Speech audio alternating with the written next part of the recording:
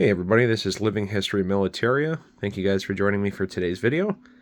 Got a lot of stuff to go over. This is going to be another additions video. Got some big stuff, I got some small stuff, I got quite a bit of stuff. So let's go ahead and jump in. Going to start off small over here. Got a piece of the Berlin Wall. This was from my brother-in-law. Got it for me for my birthday back in September. So thought that was pretty neat. And then I got a World War II shovel right here. Got a good price on this. I think I only paid about 25 bucks. This one right here is 1944 dated. W.L. Dumas Manufacturing Corporation Company. And the shovel, I believe, is also a 1944. You can see right here. This is Ames. 1944. Shovel's in good shape. Cover is in really good shape. Handle is unpainted or looks like it had paint removed from it. And the back here, all the hardware is still in really nice shape. So, got a good deal on some field gear. And then over here from a collector friend of mine, I got, I think I had bought something off of him, and he had mentioned that he had a bunch of other pieces of equipment that he had for sale. So he gave each of these I got for $5 a piece, which I thought was pretty cool. So I got a World War I U.S. gas mask bag right here. Looks like it's got some sort of stamping on the inside. Kind of hard to tell. Nothing inside, just the bag. And the strap is broken, but it has RET. Looks like marker. Not really sure. Not sure if it's period or if somebody used it, you know, as a surplus item for something else post-war. Good chance of that. But for $5, I thought that was pretty cool. I also had a pair of gaiters, but I ended up selling those because I have a lot of gaiters. And then right here, got this. This is a 1951 dated field pack, which is pretty cool. You can see the original date is under here. The lighting kind of kills it, but 1951 is up here somewhere. And somebody had repurposed this bag, for example, because I found this in the bag. Looks like somebody's name was written right here in white paint, but they must have used it for a hiking bag because I think this is like North Dakota or something like that. Somewhere in the Northwest, I believe. But like a big old topographical map of trails in like a state park and something like that. So, but not bad for $5. All the straps are there, and the inside, like a lot of these types of bags usually are, is pretty crummy. You can see here flaking off in a lot of little pieces. So I try my best to keep these closed and not squish them around too much because I hate cleaning up all the little debris. So it is I believe it's an M45 style backpack, but dated 1951. And then underneath that, there's a World War II U.S. shovel cover. And this one is, I believe, also dated 1944. Yep. I can't exactly, I think it's Joplin, maybe? Can't exactly tell. It's kind of faded, but dated 1944. And there's your hardware on the back, little rip up here, but for $5, you know, why not? And then there was actually two pairs of gaiters. These were the other ones. The other ones had a name on the inside of them, and these ones have two laundry numbers here. And then I think the other one also has one up here, which is different than these two in here. So a mismatched set with still identifying factors. So not bad for, what was that, $20 for 4 pieces of equipment. So can't complain. And from that same collector friend, a couple weeks after I had gotten the pieces of canvas gear, got a nice World War II helmet here for a good price. Full set. This is a K-Pack liner, and this is named too, which is really cool. This is named to Laverne T. Goodrich. It looks like it was blacked out at one point, and then there's another name back here, or maybe his number. But Laverne T. Goodrich. The only thing the liner is missing is the little string that goes around these 3 to keep the suspension in place. But I'm thinking about just getting a small piece of shoestring and just tying this up. But other than that, liner looks good. There is K-Pack there in the liner. And from what I was told, I had posted this in a M1 helmet group that I'm on Facebook. And they had said that the liner was World War II. Or possibly Korea, maybe? I think the liner was possibly Korea, but the helmet was World War II because they had said that this is a front seam swivel bail. But they had said that it was not originally a swivel bail. They had said that it was a fixed bail and then converted to a swivel bail at some point. So that's just what I was told.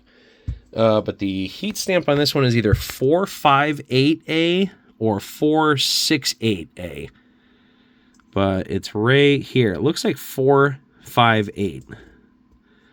458. And then A is very faintly stamped right here. So this is a McCord helmet. And I was also told that for whatever reason, batches in the 400 are more rare than any of the other batch numbers. Don't know why, but that's, again, just what I was told on the forum page. Just a little bit of rust up here, but it's not really detrimental to the helmet. And there's a really nice, it's really, really dark green, like almost a black color to it. Let me get it out of the yellow light and kind of show it off here. Really dark green, almost black. But it was a beautiful helmet. I couldn't pass it up. I got a really good deal on it because I know these things are getting more and more expensive every year, it seems like. So figured I would grab another World War II set while I could still get my hands on one for a decent price. And then, while me and my wife were on our vacation in the end of September for our anniversary, we went up to Crown Point, New York, which is right next to Vermont on Lake Champlain. And we went around one of the rainy days that we were up there, went to an antique shop, and I didn't really see anything military.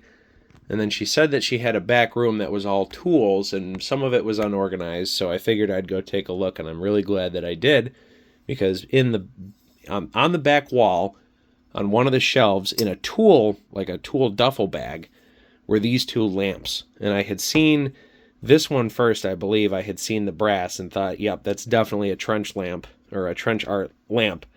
So I had picked this one out, and I had seen this one underneath it.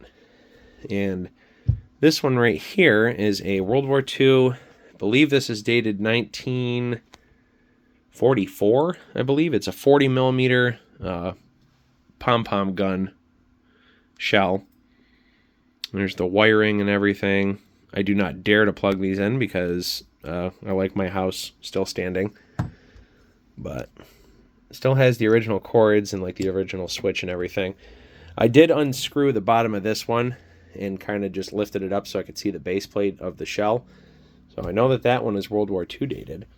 And this one actually also has, it looks, I don't know if it's a G or a C,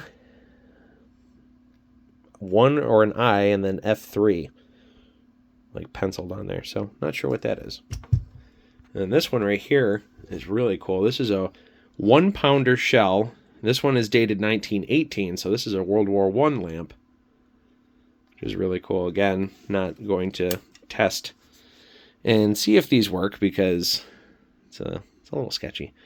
But same thing, I unscrewed the bottom here just to get a look at the base plate. And the lady, because she said that the tool room was a little unorganized, things might not be priced, so I brought these up, and she asked, what would be a fair price for you? So I offered $20 each on them, and she took them gladly. So I'd say it was a win-win. I'm not sure how much lamps are going for nowadays, but I thought it was really cool because usually at least the shell alone is worth that much. So, and I don't have any World War I shells at all, so I thought this was really, really cool. There's like a little stamp on the collar of this one, but it's cool that it's still got the business end in it. So thought I got a good deal on those. Then right here, got a World War I Brody helmet that has been spray painted dark green. Found this on Facebook Marketplace for $25. And no liner, no chin strap. The bells are still somewhat there. This one's halfway there, this one's still on. I don't think I could find the heat stamp on this one just because of how pitted this is. I think it's on this end somewhere, but it's almost impossible to tell. A lot of pitting on this one, but I do believe it is authentic. Just looking at my other relic condition Brody. The lady that I bought it from is part of the American Legion in my area, and she did the annual helmet decorating contest. So she decorated this with a whole bunch of poppies and everything and put it on a little display. And I guess she won a whole bunch of local ones. I think she won county division, and then everything but state, I guess.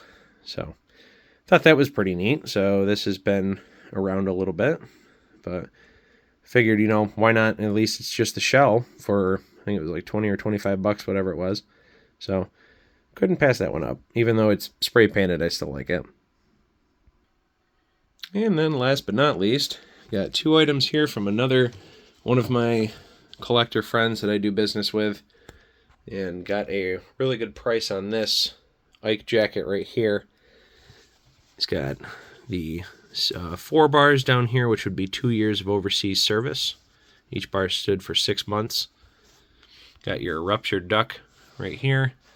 On the right shoulder, you got 3rd Army and private first class ranking. And then on the left shoulder over here, you got 9th Airborne Division. Or, sorry, not Airborne Division. Army Air Force and private first class stripe there. Then you got your collar discs for U.S. and Army Air Force. And then on the inside, it's even identified to an S4475. So a laundry number in there. And then I forget what the actual date is on this one. Let's see if we can find it.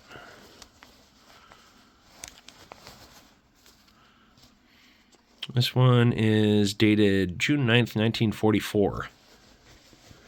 So this one is in awesome shape too. Really no moth holes. I think there might be one small one up here by the shoulder, but that's about it. Other than that, is in great shape. Love the Air Force jackets, and I'm glad that this one had the collar discs on them. Just kind of makes it pop a little bit more. Looks like there was 2 right here that were taken off at one point, unfortunately, but that's okay. I think I got the jacket for about $25. And then I got a nice set of World War I leggings. These are for the cloth summer uniform. Some trousers, I should say, not leggings. And down here, these have like a button up on the leg. The other ones that I have laces. So, not sure if that was a different style or whatnot, but I thought that these were really cool. Got this for $10.